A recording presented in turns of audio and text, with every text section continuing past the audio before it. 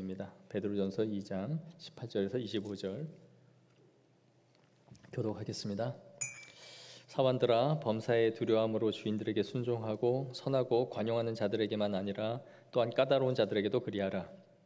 부당하게 고난을 받아도 하나님을 생각함으로 슬픔을 참으면 이는 아름다우나 죄가 있어 매를 맞고 참으면 무슨 칭찬이 있으리요? 그러나 선을 행함으로 고난을 받고 참으면 이는 하나님 앞에 아름다우니라. 이를 위하여 너희가 부르심을 받았으니 그리스도도 너희를 위하여 고난을 받으사 너희에게 본을 끼쳐 그 자취를 따라오게 하려 하셨느니라. 그는 죄를 범하지 아니하시고 그 입에 거짓도 없으시며 욕을 맞대어 당하시되 맞대어 욕하지 아니하시고 고난을 당하시되 위협하지 아니하시고 오직 공의로 심판하시는 이에게 부탁하시며 친히 나무에 달려 그 몸으로 우리 죄를 담당하셨으니 이는 우리로 죄에 대하여 죽고 의에 대하여 살게 하려 하심이라. 그가 채찍에 맞음으로 너희는 나음을 얻었나니 너희가 전에는 양과 같이 길을 잃었더니 이제는 너희 영혼의 목자와 감독 되신 이에게 돌아왔느니라. 아멘. 요즘 젊은 사람들은 좀 주변에 보면 직장 생활을 잘 하고 있다가 퇴사하는 경우들을 종종 볼 수 있습니다. 그것도 뭐 좋은 굵직한 우리가 다 아는 그런 대기업에 다니다가도 퇴사를 하는 것이죠. 남들은 못 들어가서 안달인 회사의 당사자는 자기가 원하는 일이 아니라거나 또 내가 하고 싶은 일이 따로 있다거나 뭐 워라밸이 안 맞아서 자기는 못하겠다 그러면서 힘들게 들어간 직장을 하루아침에 그만두는 것이죠. 2020년 8월들 기준으로 한 통계청 조사에 의하면 임금 근로자의 근속 일수가 약 72개월, 그러니까 6년 정도라고 합니다. 정규직은 97개월, 비정규직은 29개월, 그래서 평균 6년 정도가 근속하고 한 회사를 다닌다라고 하죠. 하지만 신입사원들의 경우는 2년 8개월 정도로 3년이 채 되지 않는다라고 해요. 이런 추세는 점점 가속화되고 있는 거죠. 그래서 사람을 쓰는 입장에서는 정말 사람 구하기 어렵다라는 말을 하게 되죠. 요즘은 일자리가 없어서 일을 못한다기보다는 차라리 내가 하고 싶은 일을 구할 때까지는 그냥 쉬겠다 그렇게 하면서 일을 안 하죠. 그래서 좀 일하다가 그만두면 또 국가에서 한 6개월씩 이렇게 지원을 해주고 그러니까 그 돈을 가지고 또 여행도 가고 자기 하고 싶은 일을 하면서 쓰다가 아주 느긋하게 천천히 그렇게 직장 생활을 또 찾으려고 하는 거죠. 그러니 정말 국가적으로 보나 기업의 입장에서 보나 큰 손실이 아닐 수 없습니다. 이제 정말 평생 직장이라는 말은 이제 무색한 시대가 되어버렸어요. 옛날에 뭐 어른들이 막 30년 한 직장에 다녔다. 지금은 뭐 거의 그런 얘기는 찾아볼 수 없을 정도죠. 앞서 말씀드린 경우들은 자발적인 자신의 퇴사이겠지만 뭐 자신의 의사와 상관없이 회사를 그만두게 되는 경우도 있죠. 뭐 구조조정을 하게 되거나 어떤 문제로 인해서 회사를 나오게 되는데 그게 이직을 할 때 도대체 이 사람들이 왜 나오느냐 할 때 자기가 나가는 이유를 정확하게 말하고 나가는 경우는 거의 없다라고 합니다. 다른 이유를 대면서 그냥 나가는 거죠. 잡코리아랑 알바몬에서 이 퇴사를 경험한 2288명을 대상으로 설문조사를 했는데 자신이 정말 퇴사한 이유의 첫 번째는 히스가 뭐 같습니까? 상사나 동료와의 갈등 때문에 자기가 나왔다라는 게 1순위였고요. 2순위는 조직 문화가 맞지 않아서 이 조직, 누군가의 밑에서 일하고 시키는 걸 하는 거 그런 조직이 싫다. 세 번째, 직급이나 직책에 대한 불만 때문에 나왔다. 내가 원하는 만큼 직책을 안 줬다는 건 뭐 연봉을 올려주지 않았다거나 하는 이유겠죠. 네 번째는 워라밸이 맞지 않는다. 쉼과 일이 이제 자신에게 밸런스가 깨졌다라고 해서 나왔다 그래요. 그리고 직장 생활을 하는 사람 중에 10명 중에 6명은 직장 내 괴롭힘을 당했다라고 답했습니다. 물론 이것은 철저하게 노동자들의 입장에서 한 리서치죠. 또 고용주, 오너의 입장에서는 여간 답답한 일들이 한두 개가 아닐 거예요. 무슨 말만 하면 괴롭혔다 그러고 이제 일 좀 가르쳐서 쓸만하면 나가겠다 그러고 뭐만 좀 하면 이제 신고를 하고 그러니까 뭐 신고한 입장에서 항상 처벌을 받고 가해자가 되니까 사람 쓰는 입장에서는 이 꼴 저 꼴 다 보기 싫다. 차라리 가족들 나 혼자 그냥 일하고 하는 게 낫지 사람 쓰는 건 이제 아주 귀찮다 넌더리 난다라고 하는 일이 벌어지죠.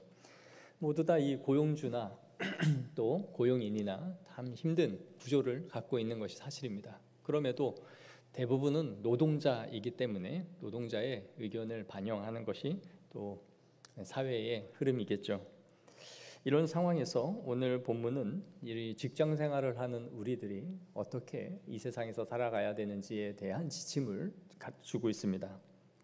18절에 보시면 사원들아 범사에 두려워함으로 주인들에게 순종하되 선하고 관용하는 자들에게만 아니라 또한 까다로운 자들에게도 그리하라. 그래서 사원은 종들을 의미해요. 당시 이 로마의 노예는 전체 인구의 약 25%에서 35% 정도였다고 해요. 그러면은 적게는 4명에서 1명, 많게는 3명에서 1명꼴이 다 노예였던 거죠. 굉장히 많은 수였던 겁니다. 그래서 당시 이 노예들은 초기에 전쟁을 하면 전쟁에서 이 포로로 잡혀오게 되고 그들이 노예 시장에서 팔려나가는 노예가 되죠. 그렇게 해서 전쟁을 통해 얻어졌지만 이후로는 로마의 이 노예가 또 결혼을 하여 자녀를 낳으면 이 노예의 신분이 대물림되어져서 계속해서 이어져 내려갔습니다. 그래서 노예 2세대, 3세대들이 계속해서 이 사회에 생겼던 거죠. 그런데 당시 이 로마의 노예들은 뭐 우리나라도 그렇긴 하지만 임금을 받았어요. 일을 하고 임금을 받는 노예들이었습니다.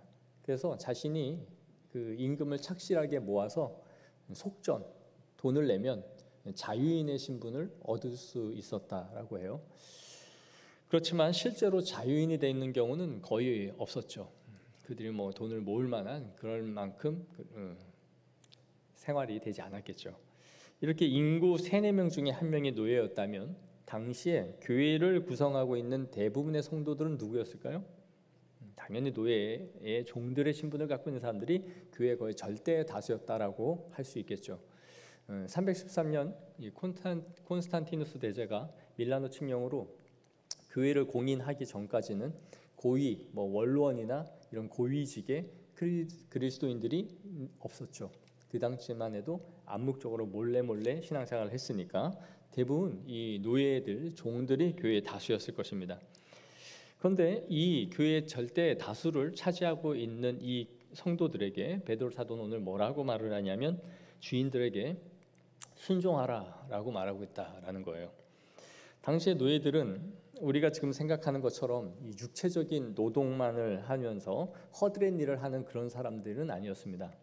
당시 노예들 중에서는 교육을 많이 받아서 상인, 오늘날의 그 의사나 혹은 가정교사들도 있었고 주인의 재무 관리를 하는 오늘날의 뭐 펀드 매니저 같은 일이죠. 재무를 관리해주는 그런 사람들도 있었습니다. 그러니까 주인은 똑똑하고 유능한 머리가 잘 돌아가는 애들을 데려다가 자신이 원하는 것들을 교육시켜서 그 일을 맡겼던 것이죠. 중세시대 때도 그렇습니다. 귀족들은 이런 일을 안 했어요. 오늘날 똑똑한 의사, 뭐 상인 이러한 재물을 관리하는 사람들은 전부 다 그 중산층 사람들이었죠. 시대가 바뀌면서 그들이 이제 엘리트가 된 거죠. 그러니까 아무것도 모르는 무식한 사람들이기 때문에 너희는 주인에게 순종해라 지금 이렇게 말하고 있는 것이 아니라 어떻게 보면 당대에 굉장히 노예 신분이지만 똑똑한 사람들이 있었다. 그들이 있었겠죠, 교회 안에. 하지만 노예는 주인을 선택할 권리가 없죠. 태어나 보니 노예인 사람들은 자신이 주인이 그냥 맺어져 있는 정해져 있는 상황에서 그냥 노예가 된 것이죠.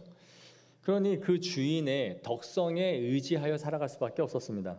주인이 처우를 상당히 잘해주는 사람이라면 종들은 자연스럽게 평안한 삶을 살았겠지만 아주 주인이 괴팍하고 괴악한 그런 못된 주인을 만나면 항상 그 주인으로부터 부당한 대우를 받을 수밖에 없는 것이 이 종들, 노예의 신분이었던 것이죠. 그렇다 보니까 그들의 등살을 견디지 못해서 도망을 쳐야 하는 노예들도 있었던 거죠. 그래서 도망친 노예는 로마 법상에서 거의 처벌을 아주 강력하게 하도록 규정하고 있었습니다.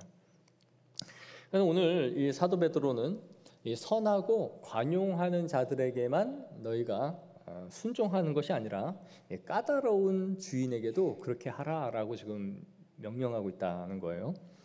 여기서 까다롭다는 말은 원어적으로 삐뚤어지고 심술궂고 사악하다라는 의미입니다.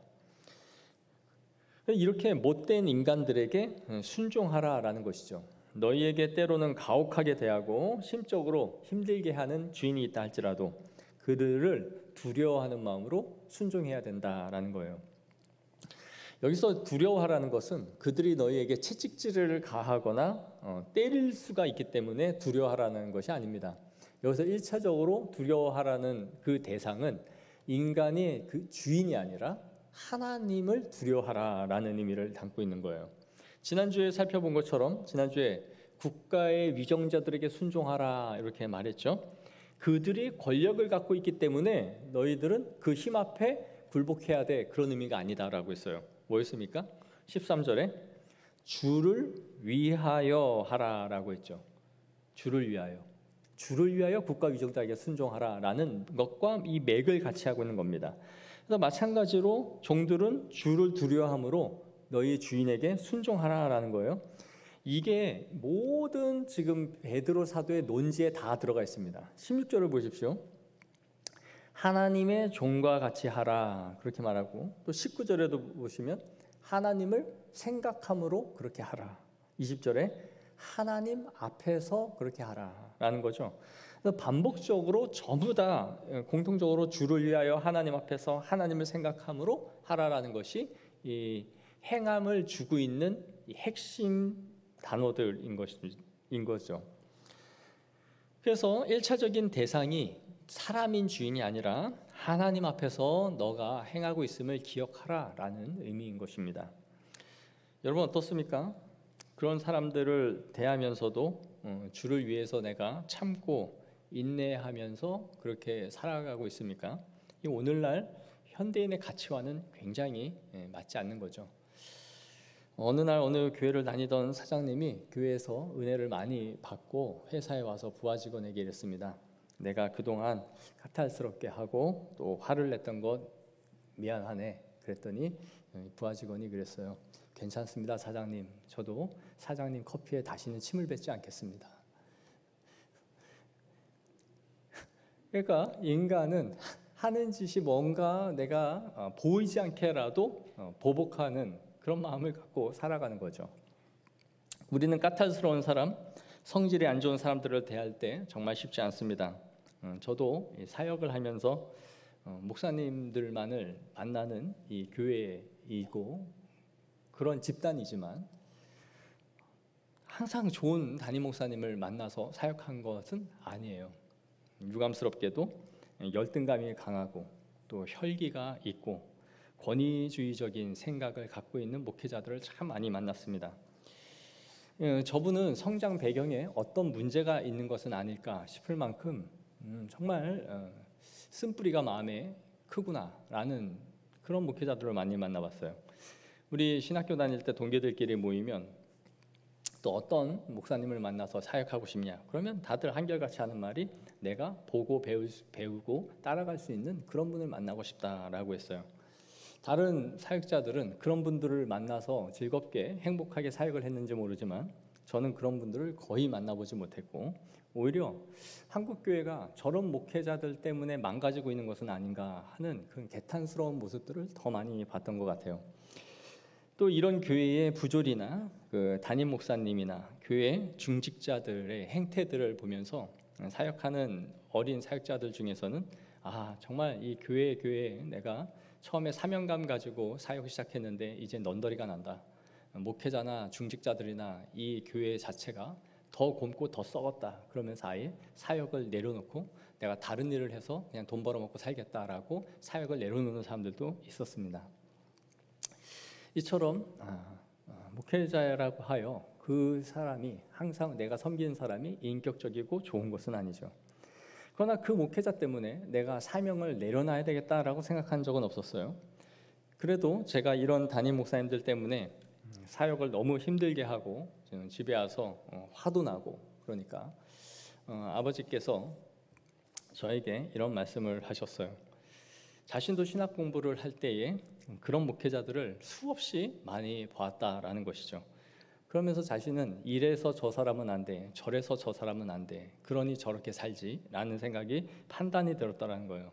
이것저것 다 판단하면서 자신이 그를 따를 수 없다라는 생각을 했던 것이죠. 그러다가 하나님 앞에 기도를 했는데 저희 아버지가 깨닫게 된 것은 그 종은 내가 깨뜨리고 내가 가르칠 종이니 너는 그에게 순종하라라는 응답이었다라는 것입니다. 너는 그에게 훈련되어지는 것이 너의 지금의 위치다. 그러니 그를 바로잡고 그를 네가 바꾸는 일이 너의 사명에 있는 것이 아니다라는 것을 깨달았던 것이죠. 그래서 너가 훈련되기 전까지는 절대로 정상적인 목사를 만나지 못할 거라는 거예요. 저한테 하신 말씀이었습니다. 그래서 정말 그랬습니다. 본받고 싶은 목회자들은 책이나 유튜브 상에는 있었지만 제가 사역하는 목회 현장에서는 거의 찾아보기가 어려웠어요. 하지만 그 상황 가운데서도 분명한 것은 하나님이 내 마음의 중심을 보고 계신다라는 의식이었습니다.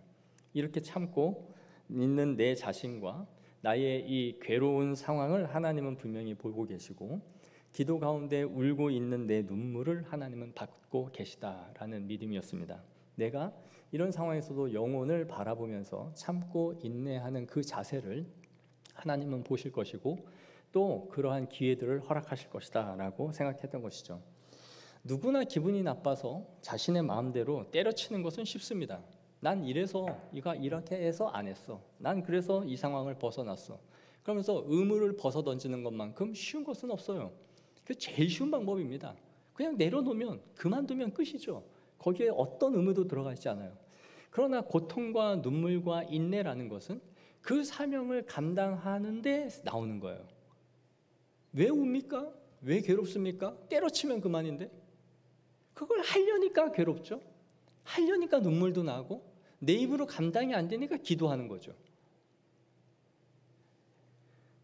어려운 것은 그 안에서 견디고 이기는 것이 힘든 겁니다. 그게 사명인 것이죠. 제가 스터디를 하면서 알게 된 목사님 한 분이 있어요. 저보다 몇 살 어립니다. 영어도 잘하고 영어 번역도 참 잘해서 번역한 책들도 꽤 있고요. 참 똑똑한 목사예요. 그런데 페북을 보면 그렇게 한국 교회에 대하여 일가를 합니다. 자신이 섬기는 교회에 일어난 일들을 거기다가 일가를 해요.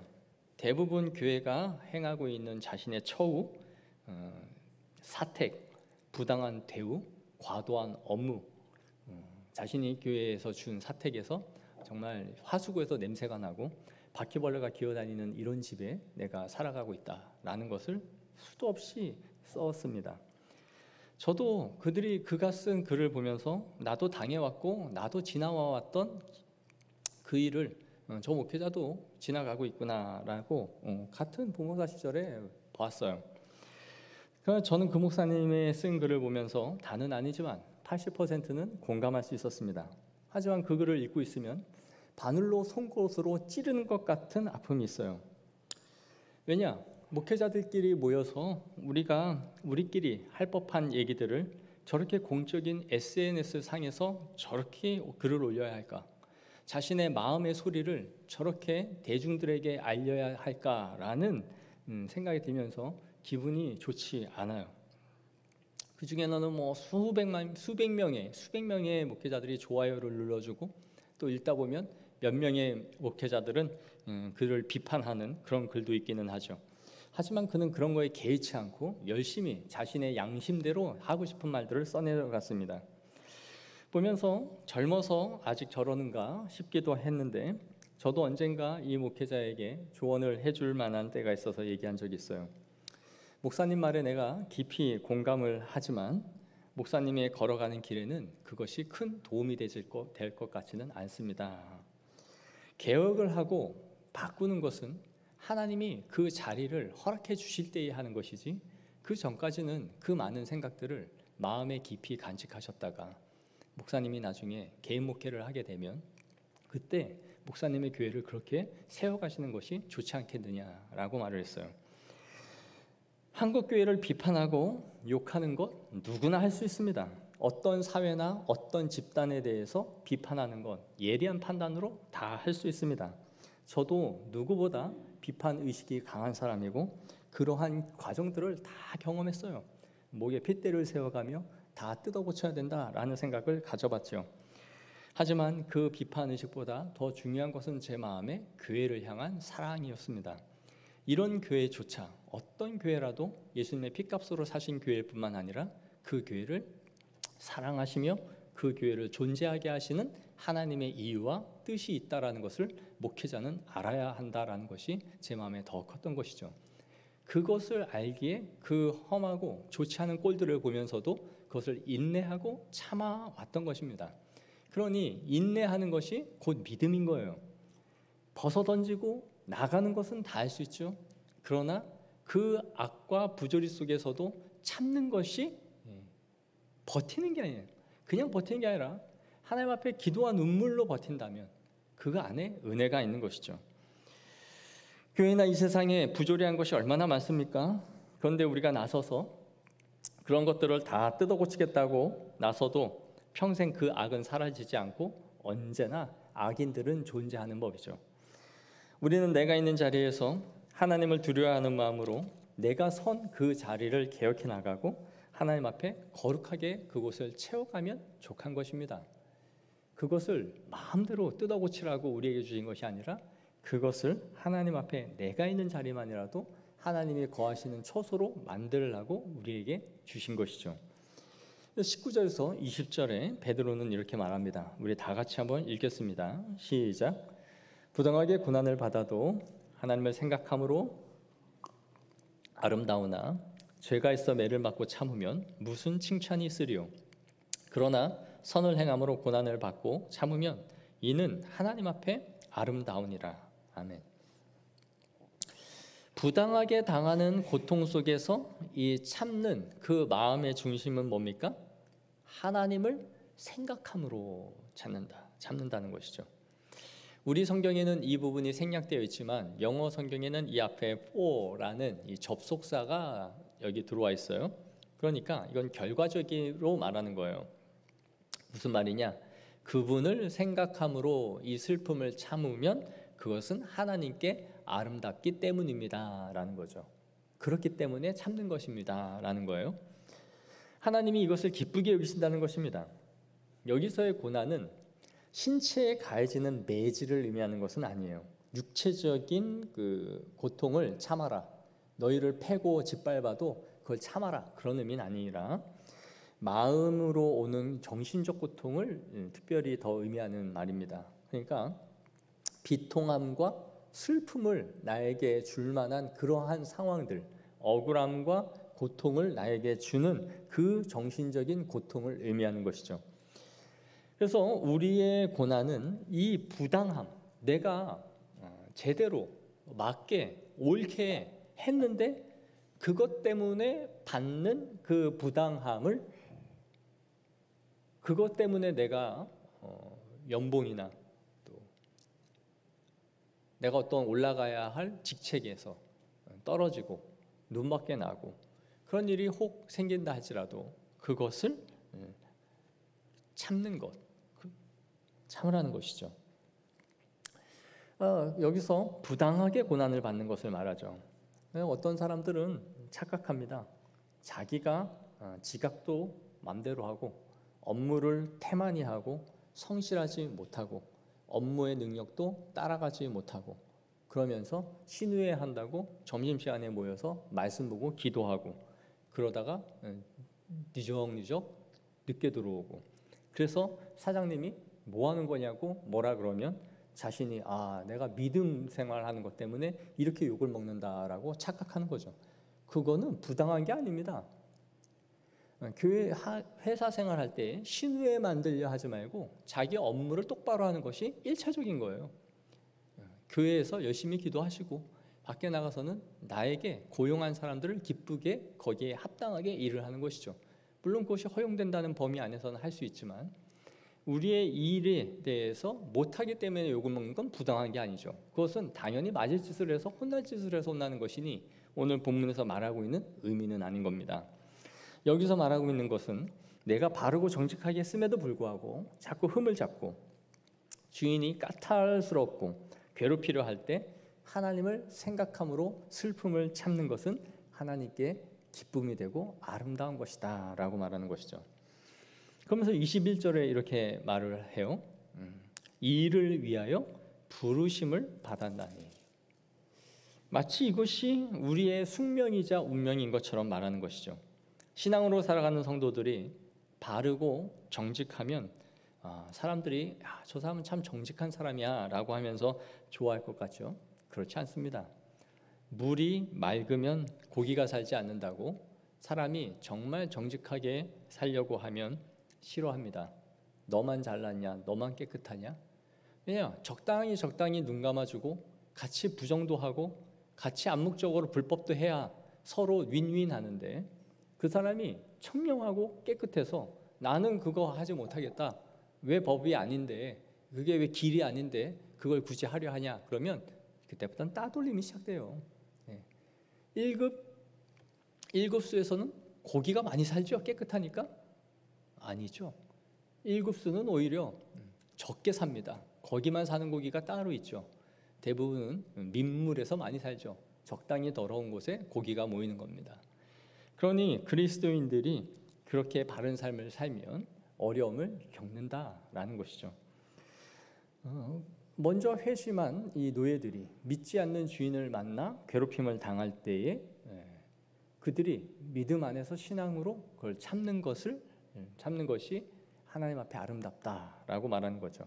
예수님도 동일하게 누가복음 6장 32절 35절에서 말씀해 주셨어요. 우리 다 같이 한번 말씀 읽겠습니다. 시작. 너희가 만일 너희를 사랑하는 자만을 사랑하면 칭찬받을 것이 무엇이냐? 죄인들도 사랑하는 자는 사랑하느니라. 너희가 만일 선대하는 자만을 선대하면 칭찬받을 것이 무엇이냐? 죄인들도 이렇게 하느니라. 너희가 받기를 바라고 사람들에게 구워주면 칭찬받을 것이 무엇이냐? 죄인들도 그만큼 받고자 하여 죄인들에게 구워주느니라. 오직 너희는 원수를 사랑하고 선대하여 아무것도 바라지 말고 구워주라. 그리하면 너희 상이 클 것이요 또 지극히 높으신 이의 아들이 되리니 그는 은혜를 모르는 자와 악한 자에게도 인자하시느니라. 아멘. 이 정도 수준은 이방인들도 자신의 양심에 따라 도덕적으로 그 정도는 행한다라는 것이죠. 너희는 그렇지 않은 자들에게 할 수 있는 것이 무엇인지 그걸 요구하고 있는 것입니다. 너희를 이렇게 부당함과 괴로움을 우리가 어떻게 견딜 수 있는가 할 때에 오늘 사도는 예수 그리스도의 인격, 그분의 성품으로 이것을 말하고 있어요. 본문에 본을 끼쳐 그 자취를 따라오게 하셨느니라.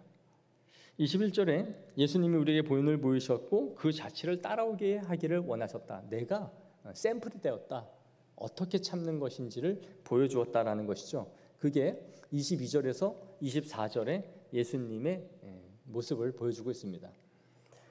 뭐라고 말씀합니까? 그분은 죄를 범하지 아니하시고 그들과 똑같이 죄로 갚지 아니하시고 입에 거짓이 없으셨으며 욕을 당하지만 같이 맞대어 욕을 갚지 아니하시고 자신의 고난을 당하지만 그들을 위협도 하지 아니하시며 공의로 하나님께 맡기셨다.